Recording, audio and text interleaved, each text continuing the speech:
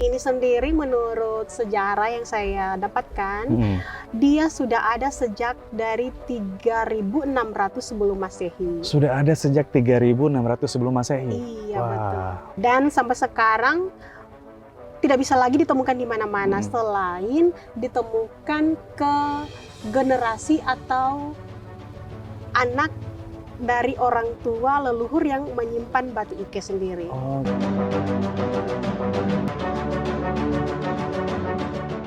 Assalamualaikum warahmatullahi wabarakatuh. Halo semuanya. Wah, senang sekali bertemu lagi di podcast Agroforestry Indonesia yang merupakan bagian dari Forest Program 3 Sulawesi. Ini merupakan podcast episode kedua dari Agroforestry Indonesia dan masih bersama saya Dadi Haryanto. Saat ini kita masih berada di Hana Homestay dan saya tidak sendirian, saya kedatangan tamu dari Desa Lengkeka, Kecamatan Lore Barat, Kabupaten Poso, Provinsi Sulawesi Tengah yang sebentar akan berbagi tentang produk agroforestry yang ada di Desa Lengkeka. Salah satu tujuan dari agroforestry yaitu untuk membantu masyarakat atau kelompok di desa penyangga, salah satunya di Desa Lengkeka, Kecamatan Lore Barat di Kabupaten Poso, Provinsi Sulawesi Tengah, untuk dapat memberikan pengetahuan kepada mereka agar bisa memasarkan produk agroforestry dan memperkenalkan produk agroforestry Sulawesi Tengah ke tingkat nasional maupun global. Nah, di Desa Lengkeka ini memiliki satu produk agroforestry yang sangat unik, yaitu kerajinan kain kulit kayu yang masyarakat menyebutnya dengan kain fuya. Kain fuya ini merupakan satu kerajinan tangan tradisional yang khas dari Sulawesi Tengah yang masih ada sampai sekarang. Dan proses pembuatan itu lumayan lama, membutuhkan beberapa proses dan juga detail yang perlu diperhatikan. Untuk teman-teman yang penasaran seperti apa proses pembuatan dari kain kulit kayu atau kain fuya ini, saat ini saya sudah bersama dengan Ibu Vera yang sudah hadir di sini. Selamat sore Ibu Vera. Selamat sore. Apa kabar? Baik. Oke, baik. Hari ini Bu Vera sudah hadir ya dengan kita di sini. Sudah menggunakan kain kulit kayu, cantik sekali. Ya, ini merupakan salah satu model atau bentuk dari kain fuya ya? Iya, betul. Oke, mungkin pertama-tama Ibu Vera bisa perkenalkan diri dulu sekali lagi dan sekaligus juga memperkenalkan kelompok usaha yang ada di Desa Lengkeka.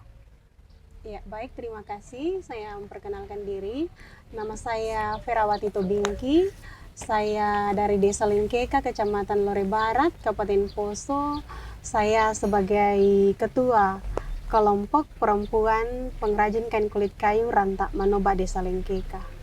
Baik, berarti Ibu adalah ketua dari kelompok. Iya, betul ya? Sekali. Ada berapa orang Bu yang terlibat di dalam kelompok usaha ini? Iya, awalnya kelompok kami ini terdiri dari 20 orang. Tetapi sekarang sudah dimekarkan lagi, sudah jadi 2 kelompok, dan kelompok saya yang ada sekarang itu terdiri dari 10 orang. Ada 10 orang sekarang ya? Iya. Oke, Ibu Vera, pertama-tama mungkin boleh dijelaskan nih kepada teman-teman yang menyaksikan podcast ini, apa sih sebenarnya kain fuya itu? Bisa dijelaskan atau diceritakan kepada teman-teman yang menyaksikan video ini? Ya, baik. Kain fuya adalah kain dalam bahasa Badak, kain kulit kayu, yang dimana kain ini sudah sejak dari nenek moyang kami digunakan. Yang pertama itu digunakan untuk pakaian. Pakaian ini digunakan untuk kegiatan penjemputan tamu kehormatan, juga digunakan untuk kegiatan-kegiatan kerohanian tertentu, kemudian juga digunakan untuk pakaian sehari-hari. Oke, kalau Ibu Vera sendiri bersama dengan anggota kelompoknya sudah berapa lama terlibat atau menekuni pembuatan kain kulit kayu ini? Iya, jadi kelompok kami ini terbentuk sejak 2018 sampai sekarang. 2018 Berarti ya, sudah sekitar 5 tahunan ya? Iya. Ya, Ibu Vera sudah menekuni pembuatan kain kulit kayu ini sejak 2018, berarti sekitar 5 tahunan ya sudah berjalan ya.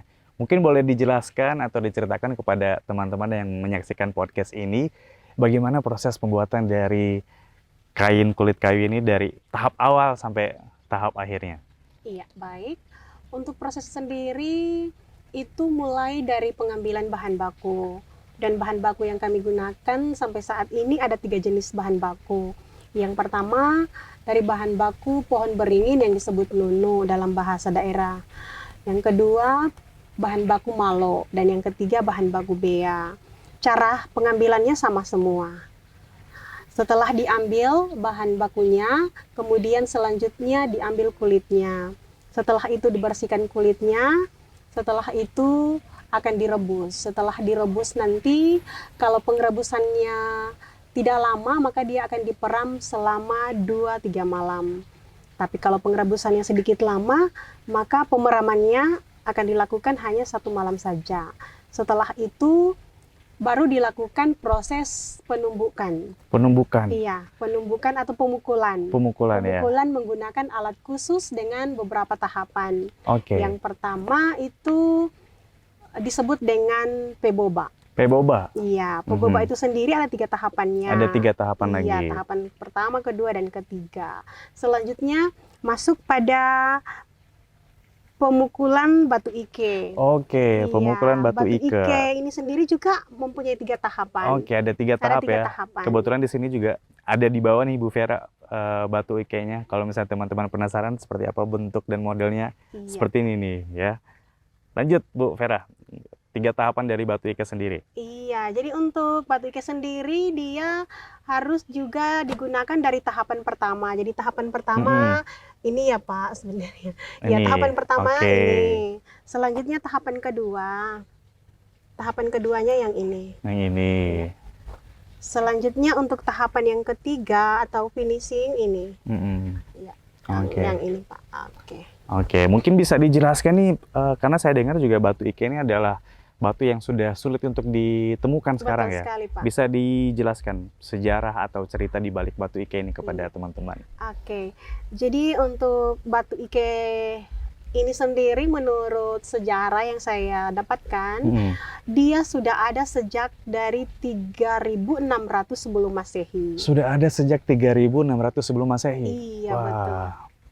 Nah, dan sampai sekarang tidak bisa lagi ditemukan di mana-mana selain ditemukan ke generasi atau anak dari orang tua leluhur yang menyimpan batu ike sendiri. Oke, jadi memang sudah tidak bisa kita temukan kecuali dari keturunan dari ini ya, nenek moyang yang membuat kain kulit kayu ya. Wah, oke. Tapi sampai sekarang masih terus digunakan. Masih terus digunakan. Dan dijaga.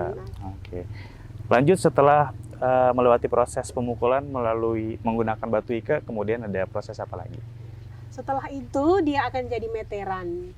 Biasanya meterannya terdiri dari 2 meter atau 3 meter. Setelah jadi meteran, maka sejak dari 2018 itu kami berinovasi dengan hasil ide sendiri. Yang pertama kami buat tas yang sudah ada juga di hadapan kita ini. Oke. Selanjutnya juga kipas-kipas dan juga tali bonto yang disebut dengan pohea. Iya. Dan juga souvenir-souvenir yang lainnya. Iya, mungkin banyak yang mengetahui bahwa kain kulit kayu itu hanya dijadikan baju saja atau pakaian ya. Tapi ternyata ada beberapa produk hasil dari kerajinan kain kulit kayu ini, seperti ini tali bonto tadi ya dibilang ya. Kemudian ada tas, ada kipas juga.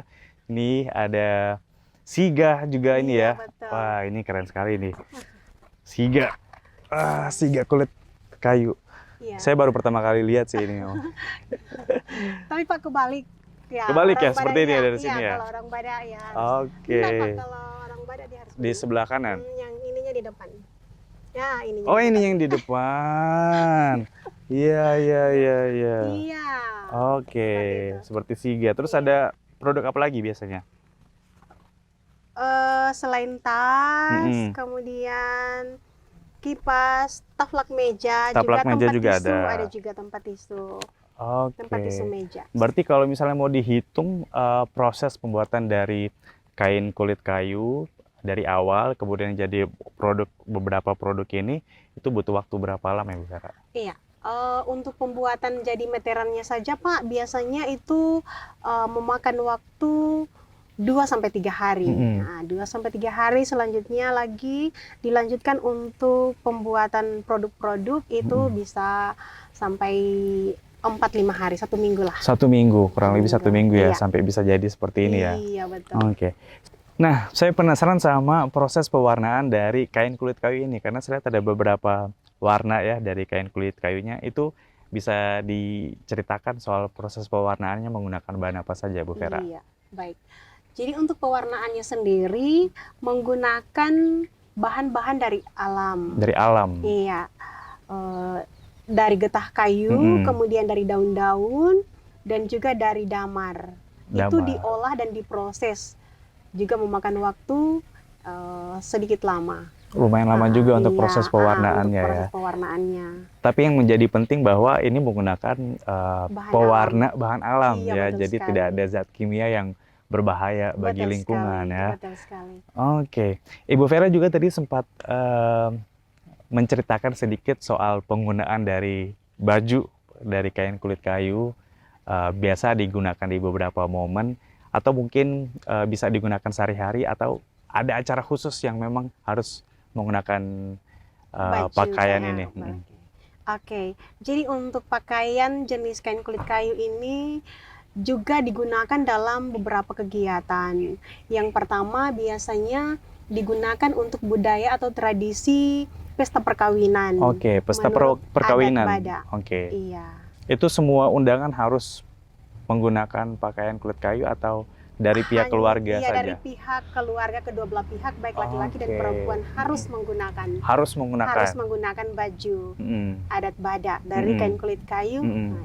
atau dari kain biasa. Oke, kemudian ada acara apa lagi yang biasanya menggunakan? Selanjutnya juga digunakan untuk acara penjemputan tamu kehormatan Oke. seperti gubernur, Mm-mm. bupati, dan lain-lain. Kalau misalnya digunakan sehari-hari bisa atau Untuk digunakan sehari-hari bisa, tetapi dia motifnya berbeda lagi. motifnya Dan berbeda juga, lagi? Iya, dan juga bisa yang tidak dimotif untuk pakaian sehari-hari. Mm-mm. Nah. Kalau yang Ibu Vera gunakan saat ini motifnya apa nih? Kalau yang saya gunakan sekarang ini biasanya digunakan untuk pesta perkawinan atau penjemputan tamu kehormatan. Oh Iya. Untuk motif saya belum terlalu kuasai. Oke, Ibu Vera.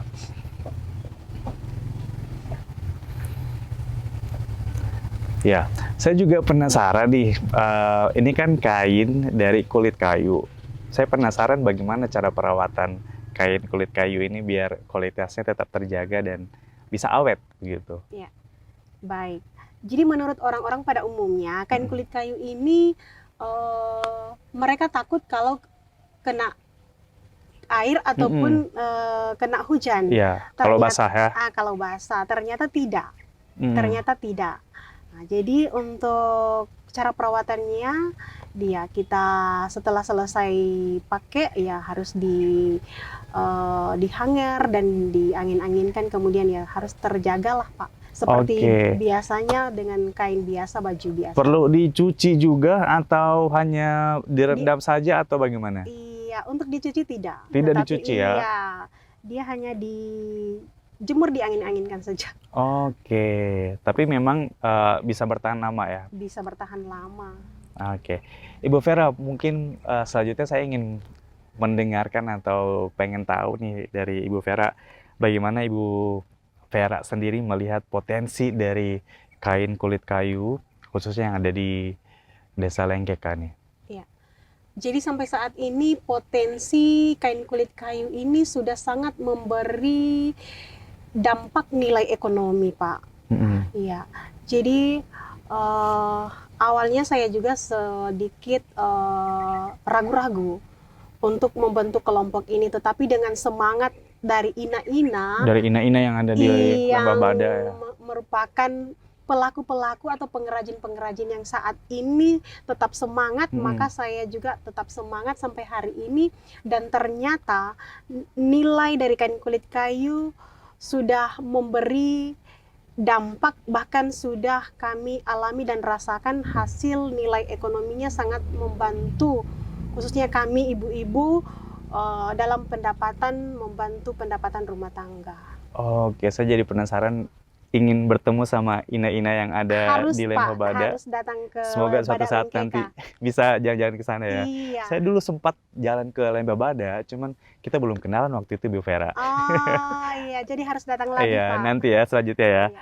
Oke, Ibu Vera, mungkin bisa diceritakan juga soal eh, usaha atau bagaimana proses pemasaran yang sudah dilakukan oleh Ibu Vera dan juga ina-ina yang ada di kelompok Ibu Vera. Iya. Jadi untuk kegiatan yang sudah kami lakukan sekarang ini, selain dari produk-produk yang sudah ada seperti tas, kipas, dan lain sebagainya, kami juga tetap melakukan kegiatan pembuatan meteran. Dan untuk pemasarannya, sampai sekarang ini kami menerima lewat via telepon biasa saja. Via telepon biasa? Iya, karena masih terbatas dengan jaringan kami di Badak. Oke, biasanya langsung menghubungi Ibu Vera atau ada nomor telepon khusus untuk? Iya, biasanya yang dihubungi saya sebagai ketua. Dan juga biasanya ada yang memesan khusus ke anggota-anggota, langsung ke anggota. Tapi sampai sekarang ini pemesanan terbanyak itu harus melalui ketua. Maka saya harus yang mengatur untuk membagi pesanan itu supaya semua bisa menikmati, merasakan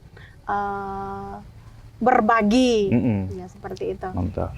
Oke, tapi sejauh ini Ibu Vera melihat ada hambatan ataupun juga kendala-kendala apa saja nih dalam proses pembuatan ataupun juga proses pemasaran dari kain kulit kayu ini sendiri? Iya, ya tentu.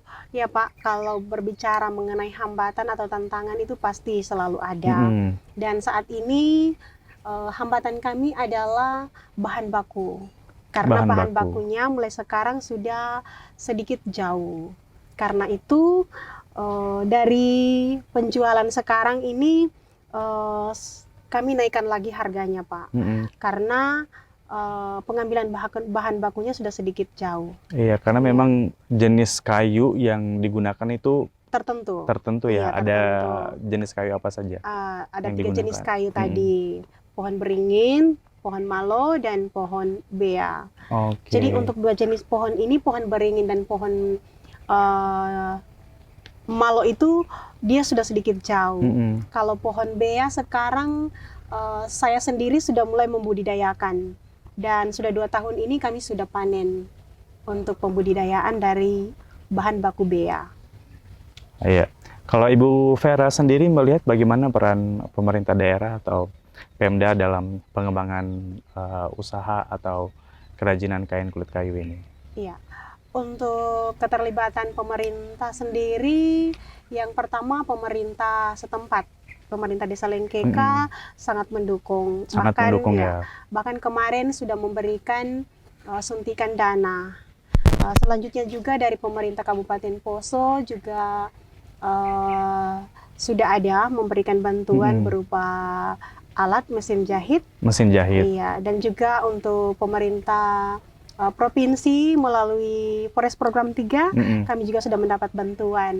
Tetapi harapannya di sini kami masih sangat mengharapkan supaya pemerintah lebih memberi perhatian kepada kami, karena setelah saya melihat semangat yang ada itu ternyata terus berkembang. Bahkan generasi sekarang di desa saya itu sudah mulai meminati kegiatan ini. Yang awalnya mereka sedikit tidak percaya diri, tetapi setelah kegiatan ini semakin hari semakin berkembang, generasi sendiri sudah mau melibatkan diri, dan sudah ada beberapa generasi saat ini yang sudah terlibat dalam kegiatan pembuatan kain kulit kayu ini.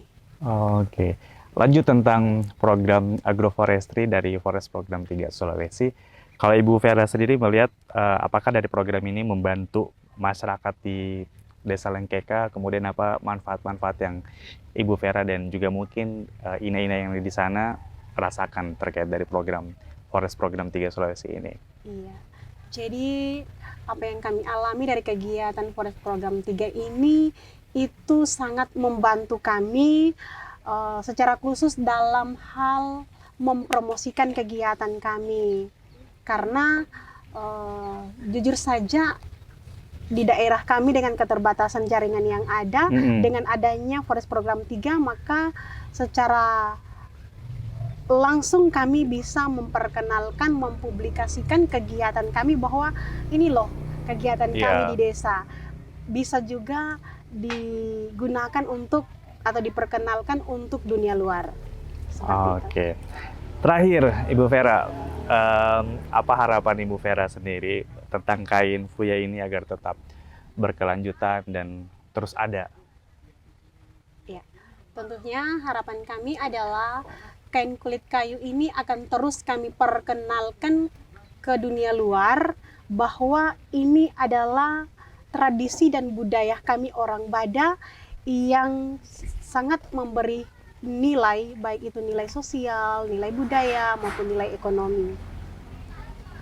Ya, mungkin sekali lagi bisa diinformasikan kalau misalnya ada teman-teman yang menyaksikan podcast ini dan ingin membeli produk dari kain kulit kayu ini, bisa menghubungi atau bisa beli di mana nih? Selain kalau misalnya memang ada di Lembah Bada, mungkin ada beberapa tempat juga yang menyediakan atau menjual produk ini. Oke. Iya. Jadi kalau ada teman-teman yang berminat untuk membeli produk-produk kami yang berbahan dasar kain kulit kayu, bisa juga menghubungi langsung nomor saya.